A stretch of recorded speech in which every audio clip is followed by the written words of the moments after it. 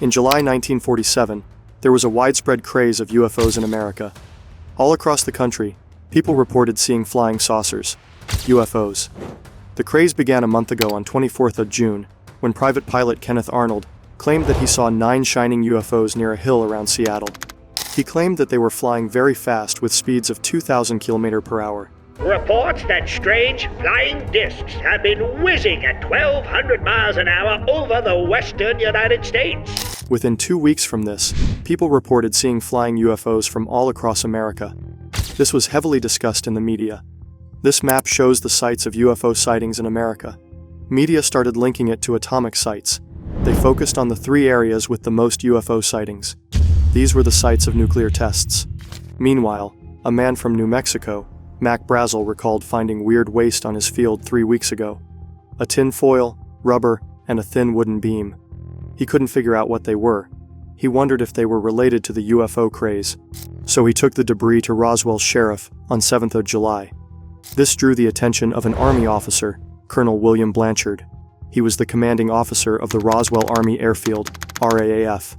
The next day, RAAF released a statement saying that the rumors of the flying discs had come true. The 509th Bomb Group of the 8th Air Force, Roswell Army Airfield, was fortunate enough to gain possession of a disc. The U.S. Army claimed to have received proof of UFOs. But the next day, the U.S. Army officials retract their stance. They said that the debris they were presented with was from a weather balloon. As proof, photos of Major Marcel were released, where he can be seen with the pieces of the weather balloon. After this, the news died down. The media assumed there was never a UFO, but merely a weather balloon. And the public loses interest as well. But years later, in the late 1970s, once again rumors were spreading of an alien craft being spotted flying over the New Mexico desert. The rumors held that lightning struck this UFO, leading it to crash, killing the aliens inside it. In 1980, Major Marcel wrote the book, The Roswell Incident, claiming that the debris he had seen was from nothing made on this earth. It didn't seem to be from this world. Since then, the importance of the Roswell incident kept increasing. New theories have come up. People claim that in the UFO crash, a living alien was discovered, and that the U.S. Army has kept the alien at a secret base, and some people believe that till now, the alien is imprisoned at a top-secret base, and that the U.S. Army is trying to reverse engineer alien technology and research on alien life. But this is happening at a top-secret location, Area 51. Since the late 1940s, Americans have been fascinated by a mysterious region in Nevada known as Area 51. What exactly goes on at Area 51? The Area 51. Area 51. Area 51. The Air Force has recently made public an archive of UFO reports and investigations. Are there any alien remains in Area 51? Area 51 is actually a U.S. military facility found in the middle of a desert, miles away from the closest cities. Going there, trespassing, and going inside the facility is absolutely not allowed for people. Outside, you'd spot such signboards. Photography of this area is prohibited. In case of any suspicious activity here, it would be met with deadly force. There are repeated warnings on the signboards. So what's in there? There was an interesting incident a few years ago involving Area 51. In June 2019, Joe Rogan invited Bob Lazar on his podcast. Bob Lazar is a cult figure who believes in things like UFOs. He claimed to have deeply studied flying saucers and the Area 51. He claims that he was a researcher in Area 51. There, he researched alien technology, and he was tasked with reverse engineering alien technology and improving our modern technology using that.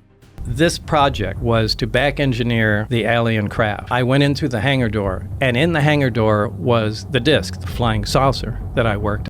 After listening to this podcast, a college student named Matty Roberts was inspired. He wanted to know what the government was trying to hide. He knew that if people tried to discover the truth individually, the government would be able to stop them and silence them. But if a large crowd goes there to infiltrate Area 51, he claimed that the government would not be able to stop them. He created a Facebook event, Storm Area 51. They can't stop all of us. In this event, he suggested that people gather at Area 51 at 3 a.m. on 20th September 2019 to come together and coordinate how to infiltrate the top-secret facility. This Facebook event was a prank. This included some weird things as well, such as doing the Naruto run, in case the military tried to fire at them. The Post claimed that they could dodge the bullets by running faster with Naruto Run, as seen in this video. Naruto is a Japanese manga series in which the main character runs like this. Reading this, it was clear that this was a prank event. But people are weirder. They started taking it seriously. By August end, more than 2 million people confirmed their attendance to this event to storm Area 51. When Matty Roberts saw that his prank event was so popular, he was scared. Started as a joke on Facebook, now has reached millions of people, and it's turning into an alien enthusiast festival. And I just created a joke while I was playing video games, man, and it's taken off to this like absolutely wild monster. So the FBI agents that showed up, they showed up at 10 a.m. So because I was kind of scared at this point. Following this, he released a statement saying, "Hello US government."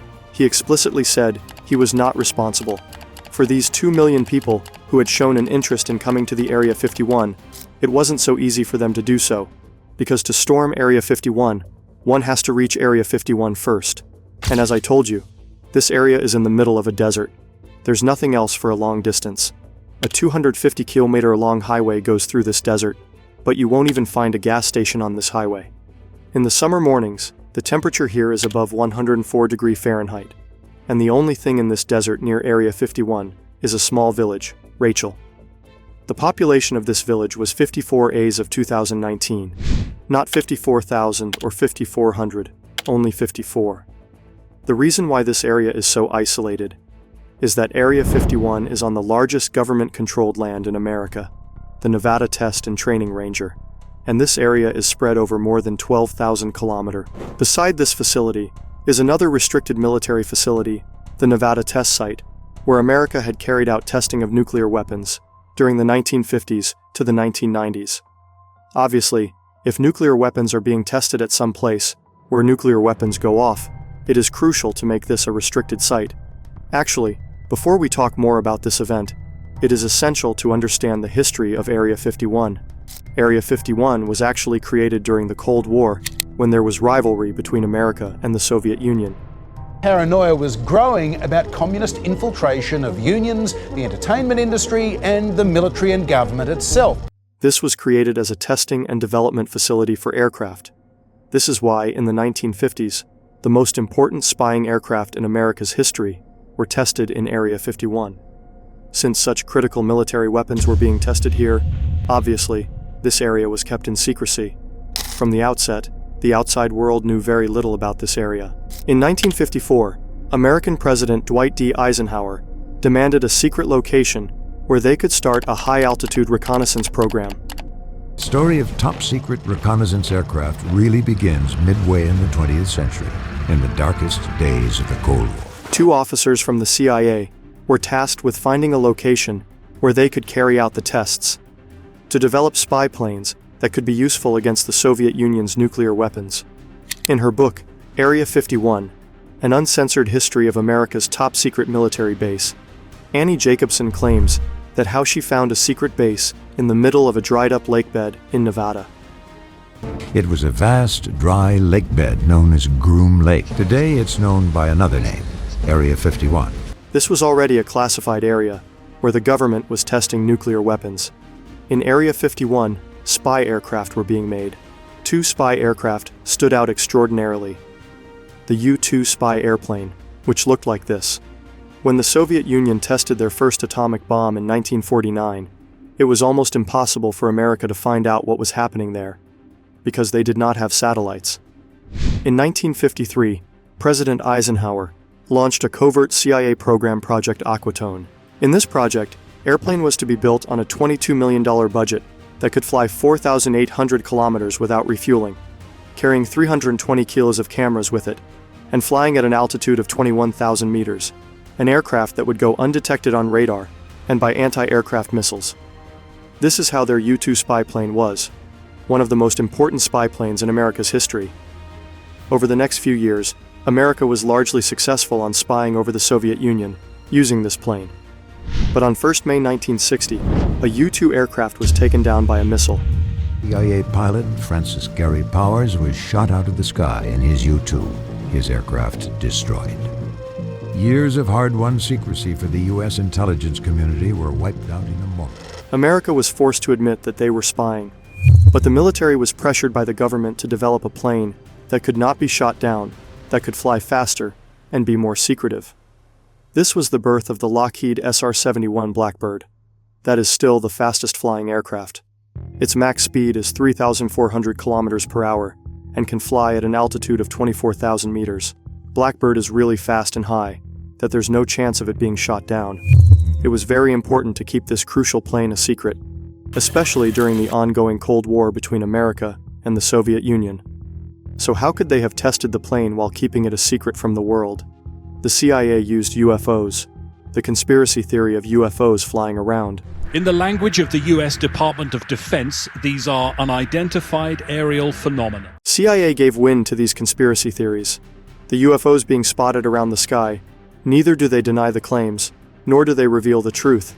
The weird-looking, fast-flying, unidentified objects. Were they alien flying saucers?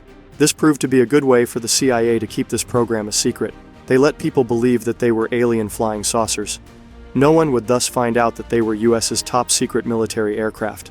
This is said to be the reason why the flying saucer theory from the Roswell incident was allowed to run on the media and in newspapers for a day. But at the same time, the CIA knew that if the government admitted the existence of aliens and that they were running experiments on aliens, that would create an outcry in the country. That could lead to widespread fear and paranoia among people. That's why, a day later, they released a statement saying that it was a weather balloon. At the beginning of this video, I told you about how in the 1970s, the rumors of the UFOs re-emerged, because the Blackbird SR-71 aircraft were being tested during the 1970s. The SR-71 roared skyward with maximum afterburner thrust. A legendary pilot was taking the first ever flight in a legendary airplane. What were the actual facts? We found out in 1994. But even after knowing the facts, some people still fanned the conspiracy theories, Area 51 being associated with aliens. The reason for that is said to be conspiracy theorists like Bob Lazar. In 1989, he claimed that he worked in Area 51's Sector 4, S4. He claimed to have worked on an alien spacecraft as contracted by the government. But today, several credible neutral experts believe that he is making up things. So the event that was taking place because of him, what happened to the 2 million people who wanted to come? The military personnel in charge of security expected, since getting to Area 51 was so difficult due to how isolated it is, they expected only 30,000 people out of the 2 million to actually come. Storm Area 51 event had turned into a music party event, and the theme was aliens. Roberts started calling this event Alien Stock. But when this day actually came, only 6,000 of the expected 30,000 were there. Most people knew that there are no infrastructure or major cities nearby, so they came with tents. They came in big vehicles, pitched their tents, and partied. On the other hand, the government was quite concerned with this event. They had no idea how many people would turn up, so the number of police personnel at this event was more than the people actually participating in this event. Thankfully, this was a peaceful event. People had fun, partied, and no one tried to actually get into Area 51. No property was damaged. But the sheriff of the area says that the large number of police officers that had to be called in cost about $300,000. Now, if we get back to the Roswell incident, let's look at its explanation. When the military claimed the debris to be from a weather balloon. In 1994, we found out when the US Air Force revealed that it was a nuclear surveillance balloon, a spy device developed under Project Mogul, so that when the Soviet Union tested its nuclear weapons, they could detect sound waves from a large distance by using the balloons. Another reason for the spread of these conspiracy theories is the repeated misstatements from the government, and then when they came out with another statement in 1994, people were skeptical about believing it. People's trust in the government statements had eroded. That's why, even after the explanation, the conspiracy theories kept going around. But the truth remains. If you notice the sighting of the airplanes, the normal passenger aircraft, they fly at an altitude of 10,000 meter to 20,000 meter. But these military aircraft such as U-1 and SR-71, they flew at 12,000 meter and even 18,000 meter. In fact, SR-71's maximum altitude was 26,000 meter. They were normally tested a little before sunset. So think about it. When these unconventional-looking aircraft were flying at such a height while the sun was about to set and the sun's rays would shine on it, it would look like the aircraft is flying. With these flying at such speed, people will think that they are UFOs. In most UFO sightings, this is what happens. Military drones, military decoy flares, or any unknown air infrastructure developed by the military are mistaken by people to be UFOs. The term UFO stands for unidentified flying objects. No one said that they were aliens. Unidentified can mean any unidentified object. Since these spy planes were tested in and around Area 51, it's obvious why Area 51 came to be associated with aliens. The U.S. Air Force Project Blue Book investigated several UFO sightings. Wherever people claimed to have spotted UFOs, they noted the times and cross-checked them with their flight records. They saw that the flight records matched. In the late 1950s and 1960s, majority of the UFOs reports were eliminated like this. Conspiracy theorist Bob Lazar, who claims to have been hired by the government to investigate alien technology, it was revealed that he had fabricated even his educational background. He had a fake degree from MIT. He says that he was doing confidential government research at MIT, due to which he couldn't officially enroll, and so there is no record of it, but still claims to have studied at MIT. Bob Lazar claimed that the alien spacecraft was powered with element 115, with which the alien spacecraft could create its own field of gravity. Element 115 is a super heavy element, but it's a unique element. When it's exposed to radiation, it produces its own gravitational field, its own anti-gravitational field, and it's what's used to lift and propel the craft and create distortions around it. But several years later, in 2003, Russian scientists actually produced this element and named it Moscovium, and it doesn't create any field of gravity. In June 2013, the CIA publicly acknowledged the Area 51 base, and the secret details of its history were declassified under the Freedom of Information Act. This request was filed in 2005, and in 2013, the information was released by the CIA. Newly released CIA documents officially acknowledge the site for the first time. But if you're looking to gain insight into aliens or spaceships, you might be disappointed. In this information release, we found out the exact location of Area 51. You can see the location revealed by the CIA on this map. This is in the middle of the Mojave Desert in the state of Nevada.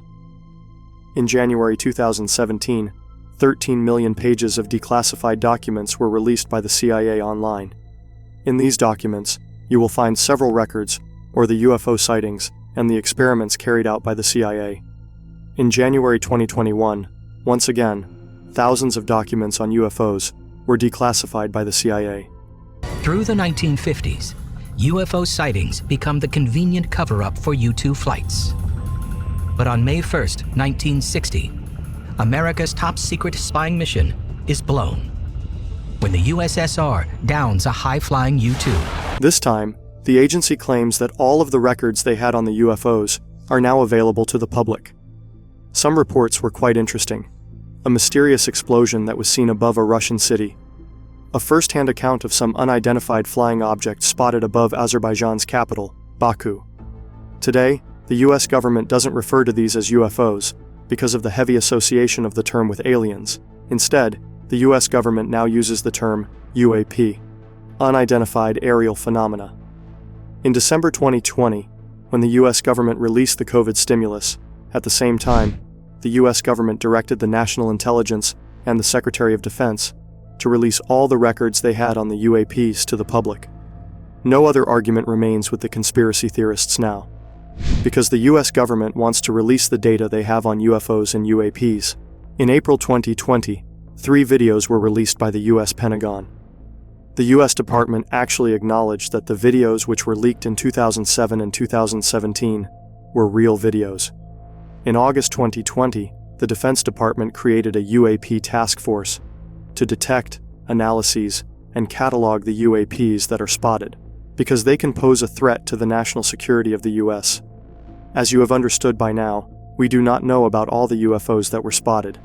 There have been several such incidents in the last 5 to 10 years, where the US pilots observed the UFOs. The only difference is that they do not claim that the UFOs are built by aliens, that they are of extraterrestrial origins. There were a lot of different data sets that came in that we looked at, tried to figure out what they were. There were some that turned out to be weather balloons, for example. In fact, there were several, but there were many that there is not enough data and sensor data. When we had a lot of sensor data on some of them, that we couldn't determine what they are. It is believed that the UFOs are part of some highly classified program on which the government agency of some country is working. Even now, Area 51 is an area where next-generational aircrafts are tested. Today, Area 51 has become a global sensation, not only for Americans, but for people all over the world, and has become a good source of tourism for the American state of Nevada.